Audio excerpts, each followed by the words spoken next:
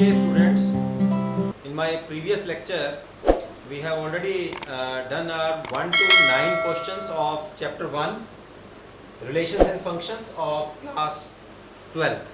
This is our chapter 1 topic आप कर चुके हैं और होने दी एक्सरसाइज जो है वो प्रीवियस लेक्चर तो we have already started. So now move towards 10th question. 10th question ਦੇ ਵਿੱਚ he is asking you to give an example of the relations which are number 1 symmetric but neither reflexive nor transitive. ऐसी कोई relation ਦੀ ਤੁਸੀਂ ਇੱਕ example देनी है ਜਿਹੜਾ symmetric ਦਾ ਹੋਵੇ बट रिफ्लैक्सिव और ट्रांजिटिव ना हो. तो देखो ये एक तरह के मल्टीपल चॉइस क्वेश्चनस भी बन रहे ने ये तो आप देखो यदि एग्जाम्पल देने. सो फस्ट पार्ट दे विच आ एग्जाम्पल आप मान लेने कि आ अपने को एक सैट है 5 6 7 और वो तो आप एक रिलेशन डिफाइन कर रहे हैं. डिफाइन अ रिलेशन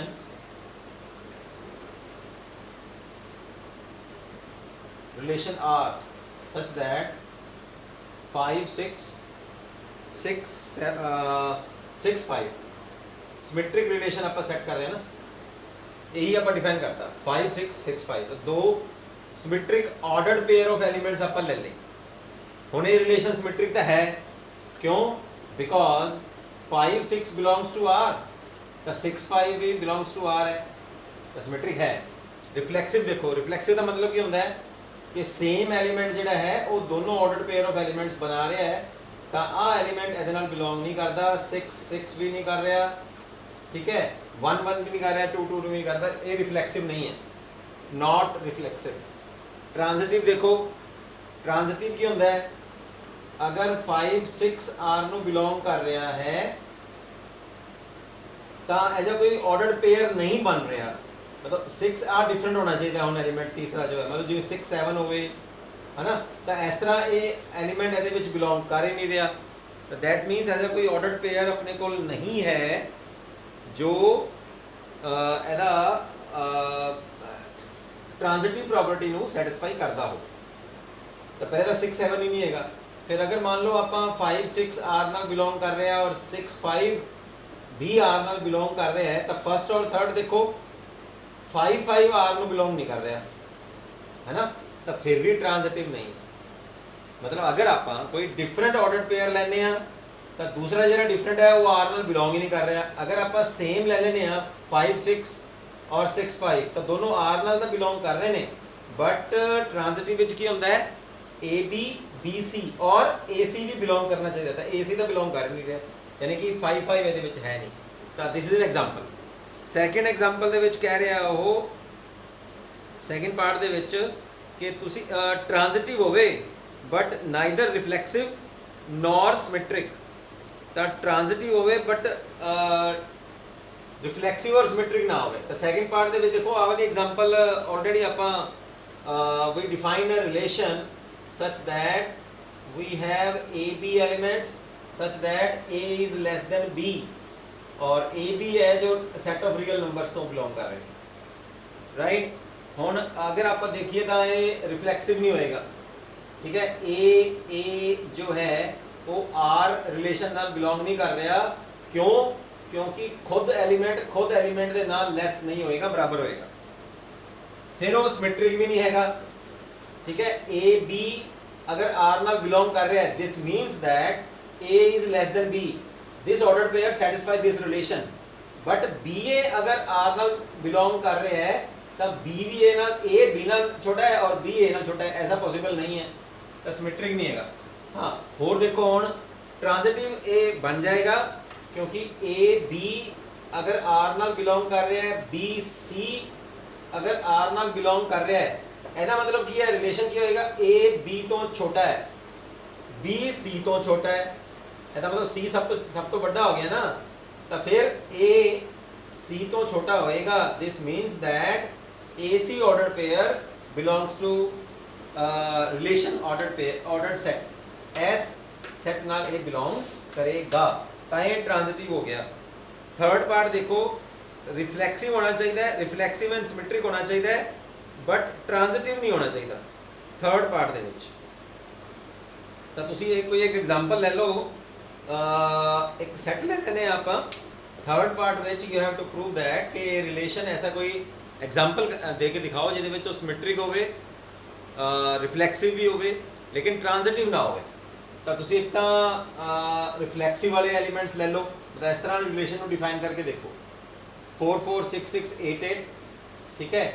फिर तुसी ले लिया 4 6 6 4, ठीक, फिर 6 8 8 6 आ लैके रख लिया, आ एक रिलेशन आप डिफाइन कर लिया।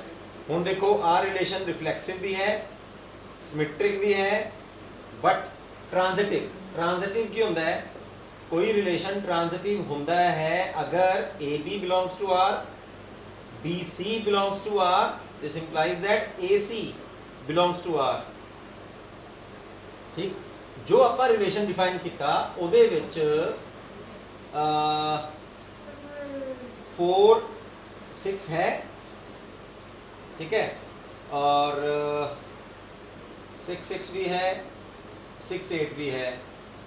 सो अगर कोई ऑर्डर्ड पेयर इस तरह की फीचर को सैटिस्फाई करता है तो वो रिलेशन जो है वो ट्रांजिटिव होंदा है। हुण आपां कोई दो एलीमेंट चक के देखते हैं, जिवें 4 6 6 8 है, 4 6 रिलेशन को बिलोंग कर रहे हैं, 6 8 भी रिलेशन को बिलोंग कर रहे हैं, यानी कि A B B C, but 4 8 नहीं कर रहे हैं, 4 8 does not belongs to R. ऐसा मतलब ये ट्रांजिटिव नहीं है। तो आ थर्ड पार्ट सी अपना ये 10 का थर्ड पार्ट। अगला देखो ये फोर्थ पार्ट की कह रहे हैं अपन, फोर्थ पार्ट दे विच define a relation such that reflexive होवे, ट्रांजिटिव भी होवे, बट सिमेट्रिक ना होवे। फोर्थ पार्ट तो एक रिलेशन को आप डिफाइन करते हैं जिहड़ा रिफ्लैक्सिव होवे, ट्रांजिटिव होवे, बट सिमेट्रिक ना होवे। Let R be a relation. वैसे जो तुसीं पिछले क्वेश्चन करके गए हो ना, ये जो आप 1 तो लैके 9 क्वेश्चन किए ने, उहदे विच ऐसी एग्जाम्पल अपने कोल हैगियां ने, ठीक है। A B such that A cube is greater than और इक्वल टू बी क्यूब। हुण इस रिलेशन नूं तुसीं वो सब जो कह रहे हैं वो हो सकता है, यानी कि ये रिलेशन रिफ्लैक्सिव है, ट्रांजिटिव भी है, बट नॉट सिमेट्रिक, ठीक। सिमेट्रिक क्यों नहीं होएगा? अगर ए बी बिलोंग कर रहा है आर नाल, बिलोंग करना मतलब की है A cube is greater than B cube, तो बी ए आर नाल बिलोंग नहीं कर रहा, that means B cube is greater than equal to A cube. This is not true. क्यों? क्योंकि ए क्यूब बड़ा है ना, तो बी क्यूब ए क्यूब ना बड़ा नहीं होएगा, फिर सिमेट्रिक नहीं है। बोलो समझ आ गया? ठीक है। हुण आ गया फिफ्थ पार्ट। फिफ्थ पार्ट दे विच कह रहा है relation R is symmetric and transitive but not reflexive. Reflexive नहीं होना चाहिए। ਉਹਦੀ एग्जांपल ਤੁਹਾਨੂੰ मैं दे देना। ਤੁਸੀਂ एक सेट लवो, दैट सेट इज -5 -6, राइट। और रिलेशन सेट ਨੂੰ डिफाइन करो। Define a relation set as -5 -6 -6 -5 और -5 -5। ऐसे जब आप की प्रूव करना है, this should be symmetric and transitive but not reflexive.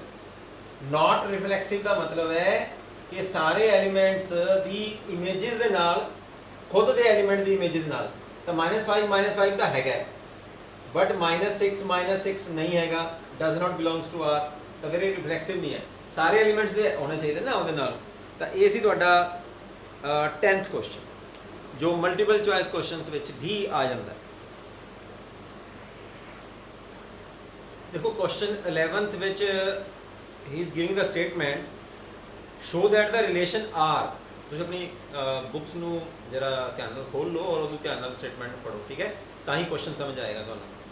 तो एक सैट दिता है आपां नू, show that the relation R in the set of all points in a plane. तो ये सैट की है all points in a plane, सारे पॉइंट जिन्हें भी पॉइंट प्लेन दे विच होंगे, ठीक।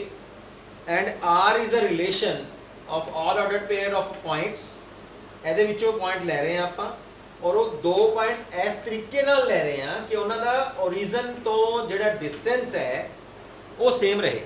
ਦੇਖੋ ਪੁਆਇੰਟਸ ਤਾਂ ਸਾਰੇ ਨੇ ਪਲੇਨ ਦੇ ਵਿੱਚ, ਆ ਸਾਰੇ ਪੁਆਇੰਟਸ ਨੇ, ਸਮਝੋ ਇਸ ਗੱਲ ਨੂੰ, ਤੁਹਾਨੂੰ ਸਾਰੀ ਗੱਲ ਸਮਝ ਆ ਜਾਏਗੀ। ਆ ਸਾਰੇ ਪੁਆਇੰਟਸ ਨੇ ਪਲੇਨ ਦੇ ਵਿੱਚ, ਇੱਧਰ ਵੀ ਹੈਗੇ ਨੇ ਇੱਧਰ ਵੀ ਹੈਗੇ ਨੇ, ਲੇਕਿਨ ਆ ਰਿਲੇਸ਼ਨ ਕਿਹੜਾ ਹੈ, ਜਿਨ੍ਹਾਂ ਦਾ ਜਿਹੜੇ ਪੁਆਇੰਟਸ ਦਾ ਡਿਸਟੈਂਸ ਓਰੀਜਨ ਤੋਂ ਸੇਮ ਰਹੇ। ਸੇਮ मान लो जिमें आ के है, आ भी के है, आ भी के है, मतलब जिमें 4 सेंटीमीटर है, 4 सेंटीमीटर है, 4 सेंटीमीटर है, ठीक। तो हमने दो पॉइंट्स आपको दिते है थे ओ पी और O Q.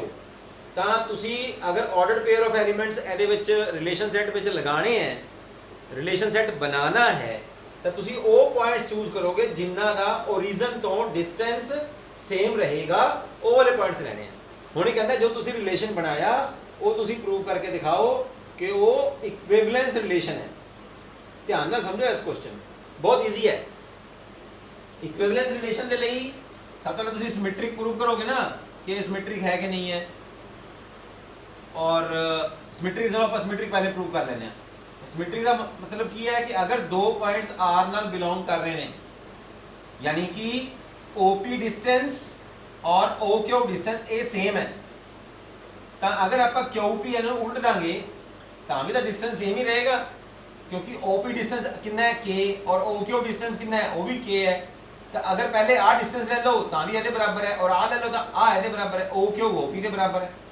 This means that O Q is equal to O P, और इसका मतलब की सीगा कि ओ पी ओ क्यू के बराबर है डिस्टेंस, है ना। तो ये सिमेट्रिक है। तो हम रिफ्लेक्सिव चेक कर लो, वैसे सब तो पहले रिफ्लेक्सिव चेक करा करो, ठीक है।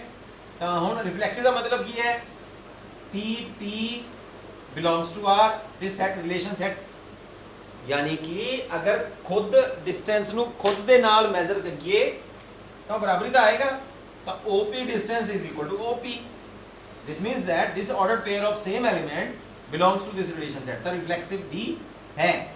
ट्रांजिटिव देख लो, ट्रांजिटिव भी होएगा पी क्यू क्यू आर। ऐसा की मतलब है, ऐसा मतलब है कि R relation O P is equal to O Q, और ऐसा की मतलब है O Q is equal to O R. तो आर डिस्टेंस है बराबर है और सेकेंड डिस्टेंस थर्ड के बराबर है, तो फर्स्ट थर्ड के बराबर होगा ना। तो O P is equal to O R. हूँ O P is equal to O R है, आ भी रिलेशन नाल बिलोंग कर रहा है, आ भी रिलेशन नाल बिलोंग कर रहा है। This means that P R ordered pair of element also belongs to the relation set. क्यों? क्योंकि फर्स्ट डिस्टेंस थर्ड डिस्टेंस के बराबर है, और आप रिलेशन सेट के किहड़े एलिमेंट ले रहे हैं जिन्हां दा डिस्टेंस ओरिजिन तो सेम होएगा। इस सैट दे विच तो सारे पॉइंट्स ने, हो सकता है कुछ ऐसे पॉइंट्स भी हो जिन्हां दा डिस्टेंस ओरिजिन तो सेम ना होवे, पर आपां इस सैट विचों वो वाले पॉइंट ले रहे हैं सिर्फ रिलेशन बनाने वास्ते। तो आ तीन प्रॉपर्टी पूरी हो गया, इसका मतलब इक्विवेलेंस रिलेशन है। फर्दर एक और अपन आगे स्टेटमेंट दे रहा है कि फर्दर तुसी प्रूव करके दिखाओ। Further you have to prove that, ये भी एक लाइन दे है बस, set of all points related to a point P is a circle passing through P with origin as centre. कहते हैं set of all points related to P, यानी कि आ सारे पॉइंट जिहड़े P तो रिलेटेड हो, रिलेटेड का मतलब है उहदे आसे पासे ही होण और उहदे नाल दे पॉइंट्स होण, तां उहदा अगर आपां डिस्टेंस देखांगे सारे पॉइंट्स दा, इत्थे समझो इस गल नूं, मतलब आपां कोई ऐसे पॉइंट ले रहे हैं जो P दे नाल रिलेटेड ने। रिलेटेड का मतलब है उन्ने ही डिस्टेंस ते ने जिन्ने डिस्टेंस ते P है फ्रॉम ओरिजिन। तो तुसीं आ सारा डिस्टेंस कट के देख लो और सारे पॉइंट्स कट के देख लो जिन्ने भी पॉइंट्स ने। अगर आ डिस्टेंस के है तो आ भी के है, तो आ भी के है, तो आ भी के है। हर एक पॉइंट जिन्ना भी वो डिस्टेंस से जा रहा है, हर एक डिस्टेंस सेम है। क्यों? क्योंकि ये सारे पॉइंट्स P नाल रिलेटेड ने। रिलेटेड का मतलब है उन्होंने डिस्टेंस P जिन्ना ही है। हुण अगर इन्हों आप फ्रीली हैंड नाल मिलावांगे तो आ की बन जाएगा, this will be a circle. क्यों? क्योंकि O P O Q O R and so on जिन्ने भी पॉइंट्स ने उन्होंने सारे का डिस्टेंस जो है वो के है। तो आ फिर आ डिस्टेंस का मतलब है एक रेडियस बन जाएगी। तो फिर ये सारे पॉइंट्स की मिलके बनाएंगे, those points will construct a circle. ਤਾਂ ਇਹ ਸੈਕਿੰਡ ਪਾਰਟ ਸੀਗਾ ਇਹਦਾ क्वेश्चन ਦਾ। 12th क्वेश्चन जो है इस तरह दी आप एक एग्जाम्पल भी कर चुके हैं। Show that the relation R defined in the set A of all triangles R is equal to T1 T2, T1 is similar to T2। ये आप एग्जाम्पल विच कर चुके हैं क्वेश्चन। बहुत ईजी क्वेश्चन है कि अगर थानू जो रिलेशन सैट बना रहा है ना, हुण ए सैट की लै रहा है क्वेश्चन दे विच, ए सैट लै रहा है ऑल ट्राइंगल्स का। तुसीं ध्यान नाल देखो, मैं एज एग्जाम्पल भी तुहानूं करवा चुके हैं, ठीक है। ऑल ट्राइंगल का एक सैट लै रहा है और रिलेशन की बन रहा है, रिलेशन इन्हां विचों वो दो ट्राइंगल्स लै रहा है T1 T2। This is T1 and this is T2। वो दो ट्राइंगल्स लईआं ने such that T1 is similar to T2। This is the sign, mathematical sign of similarity. मतलब आह सारी ट्राइंगल्स ने, उन्हां विचों वो ट्राइंगल का एक रिलेशन सैट बना लिया जिहड़ी आपस विच इक्विवेलेंट ने, तो कहंदा है आपस में सिमिलर ने। तो कह रहा है इस रिलेशन को तुसीं प्रूव करके दिखाओ कि इक्विवेलेंस रिलेशन है। इसका मतलब रिफ्लैक्सिव भी है, सिमेट्रिक भी है और ट्रांजिटिव भी है। तो रिफ्लैक्सिव किवें होएगा? T1 T1 एक ट्राइंगल खुद दे तां सिमेट्रिक होएगी ना। This means T1 is similar to T1, खुद दे अबाउट तो सिमिलर होएगी ना। सिमिलर का मतलब होता है एक जैसी, है ना। तो उन्होंने दी जड़ियाँ कॉरस्पॉन्डिंग साइड्स, उन्होंने रेशो जो है वो सेम होनी चाहिए है और उन्होंने corresponding angles should be equal, right. और कॉरस्पॉन्डिंग साइड्स जो हैं वो प्रोपोर्शनल होनी चाहिए, राइट। और अगर इक्वल होन तो फिर वो की बन जाते हैं, है ना। एक तो होंगे सिमिलर ट्राइंगल्स और एक की होंगे ने कॉन्ग्रुएंट ट्राइंगल्स। तो कॉन्ग्रुएंट बेटा एग्जैक्टली साइज भी सेम होता है और एंगल भी सेम होंगे ने और साइड्स भी सेम होंगी, राइट। सिमिलर विच कोई छोटी भी हो सकती है, कोई वड्डी ट्राइंगल भी हो सकती है, लेकिन वो सिमिलर होंगियां, शेप सेम होएगी। ऐसा मतलब उन्होंने जो कॉरस्पॉन्डिंग साइड्स ने उन्होंने रेशो बराबर होएगी सिमिलैरिटी दे विच। हुण एक ट्राइंगल खुद दे तां सिमिलर होएगी ना, तो फिर ये रिफ्लैक्सिव है। सिमेट्री चेक कर लो, अगर एक ट्राइंगल दूसरी दे सिमेट्री है तो दूसरी पहली दे सिमेट्री होएगी। आ भी आप कर चुके हैं, तो सिमेट्री भी हैगी है, तो मैं चंगी तरह कराई सी। हुण ट्रांजिटिव ले लो, अगर पहली ट्राइंगल दूसरी दे सिमेट्री है, दूसरी तीसरी दे सिमिलर है, सिमेट्री नहीं सिमिलर, तो पहली ट्राइंगल दूसरी दे सिमिलर है, दूसरी तीसरी दे सिमिलर है, तो पहली तीसरी दे सिमिलर होएगी, तो ये आर नाल बिलोंग करेगी उस रिलेशन के नाल, तो ये इक्विवेलेंस रिलेशन है। हुण अगे की कह रहा है? अगे कह रहा है consider 3 right angle triangles T1 with sides 3 4 5, T2 with sides 5 12 13, T3 with sides 6 8 10. Which triangles among T1 T2 T3 are related? तो थानू उन्हें जिहड़ियां साइड्स देतियां ना, हुण तुसीं इन्हां दी रेशो ले लो बस। वी कैन ऑब्जर्व दैट उन्हां दी साइड, उन्हां दी जो साइड्स उन्होंने तुहानू दित्तियां ने, उन्हां दी रेशो लवो। रेशो की है 3/6, 4/8 और 5/10। जो तुहानू तीनों साइड दी उन्हें दसी है, और तीनों जो रेशो आईयां ने वो की आईयां ने फिर बराबर आईयां ने।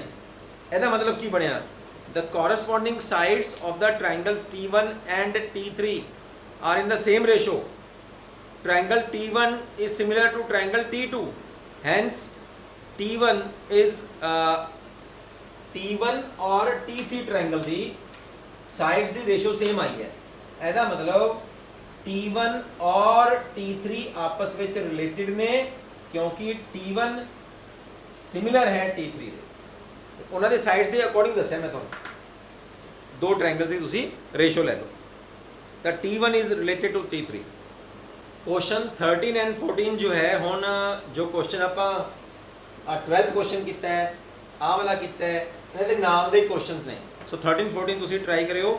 हुण we shall move towards question number 15।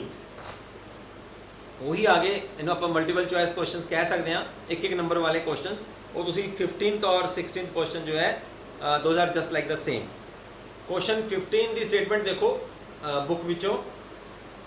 एक R be the relation set defined from this set 1 2 3 4 एक सेट दिता है अपन और रिलेशन जो सेट है वो इस तरह डिफाइन किया हुआ है रिलेशन 1 2 2 1 1 1 4 4 1 3 3 3 3 2 ਹੁਣ कह रहा है आ तुहानू चॉइसेस दित्तियां हुई ने A B C D ਇਹਦੇ ਵਿੱਚੋਂ ਕਰੈਕਟ ਆਨਸਰ ਤੁਸੀਂ ਚੂਜ਼ ਕਰਕੇ ਦਿਖਾਣਾ ਹੈ फर्स्ट चॉइस है R is reflexive and symmetric but not transitive second है R is reflexive and transitive but not symmetric third है R is symmetric and transitive but not reflexive और fourth है R is an equivalence relation यानी कि तीनों ही है तो तुसी फिर बार बार चेक कर लो और की है रिलेशन R सैट जो है वो पहले रिफ्लैक्सिव चेक करो रिफ्लैक्सिव चेक करांगे तो 1 1 2 2 ये बिलोंग कर रहे हैं ठीक है हर एक एलिमेंट ये बिलोंग करेगा it is seen that A belongs to R for every A belongs to 1 2 3 4 so R is reflexive ठीक है ना हुण सिमेट्रिक चेक कर लो 1 2 है तो 2 1 भी होएगा ये ठीक तो 2 1 भी एलिमेंट जिहड़ा है वो ये बिलोंग कर रहा है इस सैट के 1 2 तो है लेकिन 2 1 नहीं है ऐसा मतलब सिमेट्रिक नहीं है ठीक है ट्रांजिटिव चेक करो ट्रांजिटिव चेक दे विच आपां की हुंदा A B B C और C A तो तुसी कोई और चेक करके देखो ये विचों आपां 1 2 ले लिया आ ले लिया या आ ले लो तो ट्रांजिटिव है R इज ट्रांजिटिव किवें किवें है ना आपां 1 2 लिया तो 2 2 आ भी ले लिया ठीक है हुण आ दोनों का है A B B C तो फिर क्या आया 1 2 अगेन बिलोंग्स टू R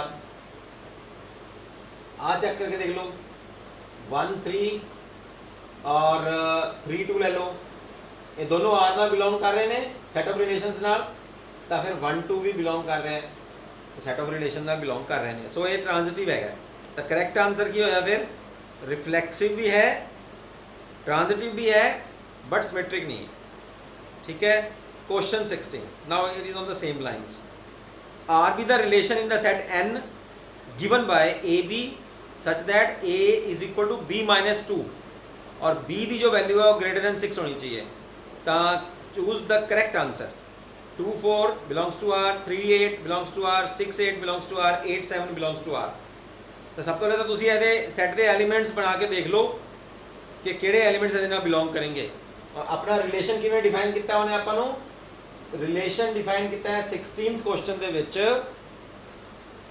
तुसी वो दो एलिमेंट्स लेने ने such that A is equal to B minus 2 and B is greater than 6 आ गया हुण B ग्रेटर दैन 6 है और ये दोनों एलिमेंट बिलोंग कितों कर रहे हैं सैट ऑफ नैचुरल नंबर्स तो फिर ये एलिमेंट्स चूज करो तुसी पहले सब तो पहले ना 6 तो वड्डे लेने हैं तो B की वैल्यू आपां 6 तो वड्डे मतलब 7 ले रहे हैं ठीक है तो B की वैल्यू 7 लई तो A की कितनी आ गई 5 फिर B की वैल्यू 8 लई तो आ गई 6 5 6 7 9 एवें चलता रहेगा 8 10 एंड सो ऑन बस हम ये अकॉर्डिंग चेक कर लो भी केड़ा देखो क्या है कि A एलिमेंट तो 2 वड्डा है B एलिमेंट A एलिमेंट तो 2 वड्डा है B एलिमेंट बस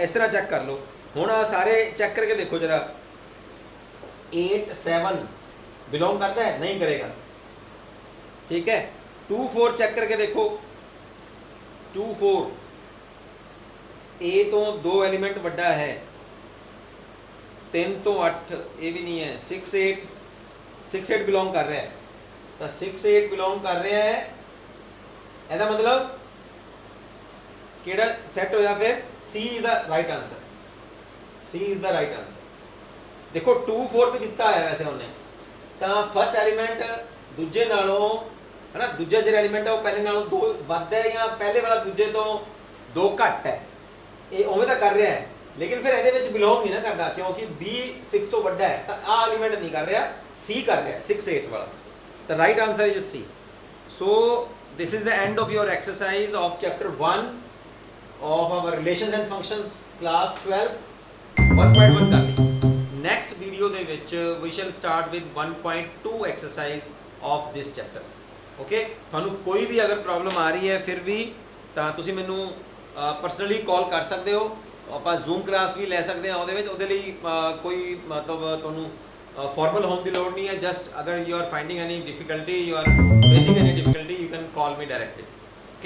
okay, C you for the next time.